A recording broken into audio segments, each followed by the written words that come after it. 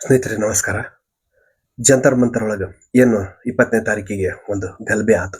ಅಂದ್ರೆ ಸಾಮಾನ್ಯವಾಗಿ ಹೇಳ್ಬೇಕಪ್ಪ ಅಂತಂದ್ರ ಪೊಲೀಸರು ಗಲಭೆ ಮಾಡಿದ್ರು, ನೇಮ್ ಪ್ಲೇಟ್ ಇಲ್ದ ಬಂದು ಲಾಠಿ ಚಾರ್ಜ್ ಮಾಡಿದ್ರು. ಆ ಲಾಠಿ ಚಾರ್ಜ್ ನೋಡಿದ್ರಂದ್ರಂತೂ ಮನುಷ್ಯತ್ವನ ಇಲ್ಲ ಅಂತ ಅನ್ಬಹುದು. ಆ ಮಟ್ಟಕ್ಕೆ ಲಾಠಿ ಚಾರ್ಜ್ ಮಾಡ್ಯಾರ.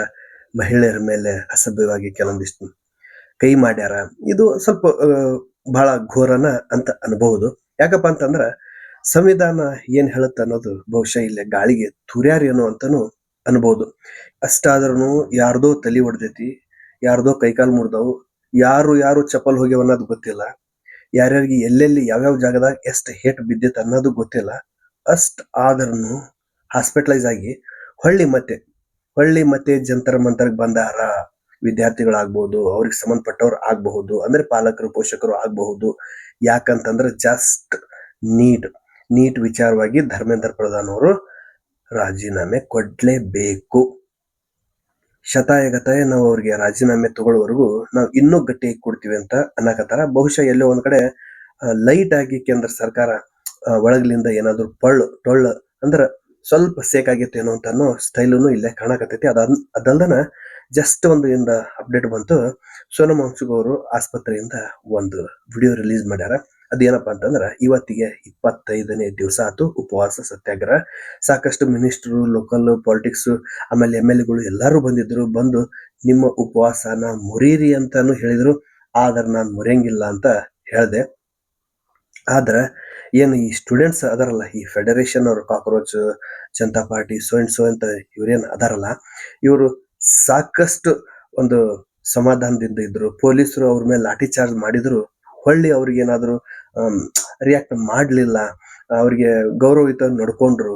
ಇಂಥ ವಿಚಾರದೊಳಗ ಸರ್ಕಾರ ಏನಾದ್ರು ಅವ್ರಿಗೆ ಪೊಲೀಸ್ ಜೈಲು, FIR ಈ ತರ ಏನು ಮಾಡಲ್ಲ, ಈ ತರ ಯಾವುದೇ ಕೇಸ್ ಫಿಟ್ ಮಾಡಿ ಅವರಿಗೆ ತೊಂದರೆ ಕೊಡಂಗಿಲ್ಲ ಅಂತ ಅನ್ನೋ ಆಶ್ವಾಸನೆ ನನಗೆ ಕೊಟ್ರ ನಾನು ಇವತ್ತ ಉಪವಾಸ ಸತ್ಯಾಗ್ರಹ ಮುರಿತೀನಿ ಅಂತ ಜಸ್ಟ್ ಒಂದು ಹೇಳಿಕೆ ಕೊಟ್ರವ್ರು.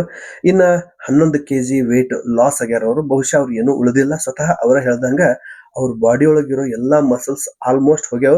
ಸೊ ಅವ್ರ 25 ದಿವಸ ನಾನು ಇನ್ನು ಬದುಕಿನಂತ ಅವ್ರೇನ್ ಹೇಳ್ತಾರ ಅದ ದೊಡ್ಡ ಮಾತು. ಅದು ಬಿಟ್ರಪ್ಪ ಅಂತಂದ್ರ ಮೋಸ್ಟ್ಲಿ ಅವ್ರೇನು ಇನ್ನು 2 ದಿವಸ ಬದುಕ್ಬೇಕಂತಂದ್ರ ಬಹುಶಃ ಬಹಳ ಅಂತ ಅನ್ನಿಸಬಹುದು. ಹಿಂಗಾಗಿ ದೇಶ ಸೇವೆ ಮುಂದಿನ ಕೆಲಸಗಳು ಉಪವಾಸ ಸತ್ಯಾಗ್ರಹ ಮುರಿದು ಬೇರೆ ರೀತಿಯಿಂದ ನಾವು ತೊಡಗಿಸ್ಕೋಬಹುದು. ಉಪವಾಸದಿಂದಾನೇ ಅಲ್ಲ ಅನ್ನೋದನ್ನ ನೀವೇನು ಸಾಕಷ್ಟು ಜನರು ನನಗ ಗೌರವಯುತವಾಗಿ ನನಗೆ ತಿಳಿಸಿದ್ರಿ, ಹೇಳಿದ್ರಿ. ಆ ಪ್ರಕಾರ ನಾನು ನಿಮಗೆ ರೆಸ್ಪೆಕ್ಟ್ ಮಾಡ್ತೀನಿ. ಆದ್ರ ಒಂದು ಮಾತ್ರ, ನಾನು ಉಪವಾಸ ಸತ್ಯಾಗ್ರಹ ಬಿಡಬೇಕು ಅಂತಂದ್ರ ಕೇಂದ್ರ ಸರ್ಕಾರದಿಂದ FIR ಆಗ್ಬಹುದು, ಪೊಲೀಸರ ಕ್ರಮ ಆಗಬಹುದು, ಜೈಲ್ ಆಗ್ಬಹುದು.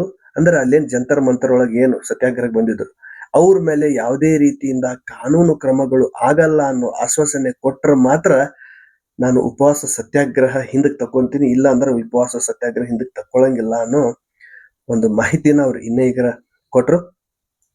ಎನಿವೆ, ಒಳ್ಳೇದಾಗ್ಲಿ. ಮತ್ತೆ ಸಿಗ್ತೀನಿ.